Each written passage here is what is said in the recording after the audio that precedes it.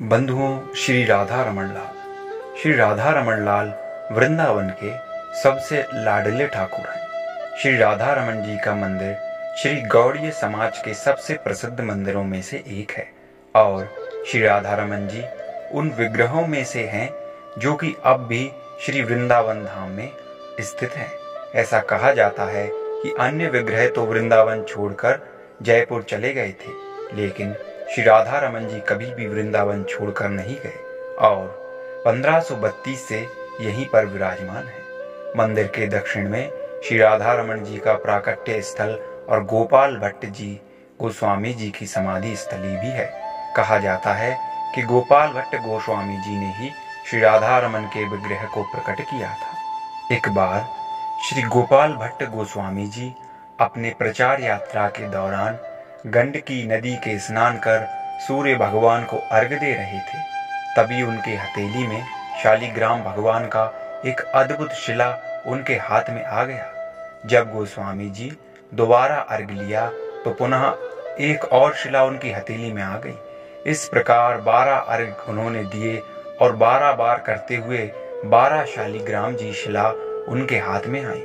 फिर गोपाल भट्ट गोस्वामी जी सभी शिलाओं को लेकर श्री वृंदावन धाम आ गए और यहाँ पर आकर यमुना नदी के केशी तट पर नजदीक ही एक कुटिया बनाकर सभी शिलाओं को यहाँ विराजित कर श्रद्धा भाव से पूजा अर्चना शुरू कर दिए। एक बार वृंदावन की यात्रा पर निकले हुए सेठ जी ने वृंदावन में स्थित सभी श्री विग्रहों के लिए विभिन्न प्रकार के महंगे महंगे वस्त्र और आभूषण दिए और उन्होंने श्री गोपाल भट्ट जी को भी वस्त्र और आभूषण भेंट में दिए। परंतु जब बात श्री शालिग्राम जी की आई तो वो सोचने लगे वो श्री शालिग्राम जी को कैसे वस्त्र धारण कराएं और श्री गोस्वामी जी के मन में भाव आया कि अगर मेरे भगवान भी अन्य विग्रहों की भांति होते तो मैं भी उनको अनेक प्रकार से सजाता और अलग अलग आभूषण और वस्त्र धारण कराता और उनको झूले पर बिठाकर झूला झुलाता।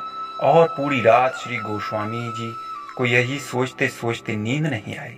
सुबह हुई, जब थोड़ी नींद सोने के बाद उनकी आंखें खुली तो वो पूरी तरह आश्चर्यचकित रह गए। जब उनकी नींद खुली तो उन्होंने देखा कि शालिग्राम जी साक्षात त्रिभंग ललित द्विभुज मुरलीधर श्याम जी के रूप में बैठे हुए हैं। जिस दिन ये सब घटित हुआ वो दिन 1599 विक्रम संवत वैशाख शुक्ल पूर्णिमा का शुभ दिन था। यथा शीघ्र श्री गोस्वामी जी उठे। उन्होंने अपने भगवान का विशेष रूप से श्रृंगार किया और उनका सेवा भाव किया। उसके बाद श्री गोस्वामी जी ने अपने सभी बड़े व गुरुजनों को बुलाया और राधा रमन जी के प्राकट्य उत्सव पर पूरे श्रद्धा भाव से मनाया। भगवान राधा रमन जी गोस्वामी जी के आवास के निकट एक पीपल के पेड़ के नीचे प्रकट हुए थे। यह वही दिव्य स्थल है जहाँ करीब 4500 वर्ष पूर्व भगवान श्री कृष्ण एक रास के दौरान श्री राधा जी से समाधि ले लिए थे। परंतु गोपाल भट्ट गोस्वामी जी के निवेदन पर फिर उसी जगह से विग्रह के रूप में प्रकट हुए। जब भगवान श्री कृष्ण उस स्थान से भिन्न हुए थे तो राधा जी ने उन्हें रमन के नाम से पुकारा और फिर उनको सब राधा के रमन के नाम से जानने लगे। तो इस प्रकार गोपाल भट्ट गोस्वामी जी ने उनका नाम राधा रमन रख दिया और यही श्री राधा रमन जी का विग्रह आज भी श्री राधा रमन मंदिर में श्री गोस्वामी जी के समाज द्वारा व वंश द्वारा सेवित किया जा रहा है। और वैशाख शुक्ल पूर्णिमा को पंचामृत से अभिषेक करके हर साल प्राकट्य उत्सव मनाया जाता है। और गोपाल भट्ट गोस्वामी जी जिन अन्य श्री शालिग्राम जी के 11 शिलाओं की सेवा की थी वो भी सभी ऐसी मंदिर में स्थित हैं।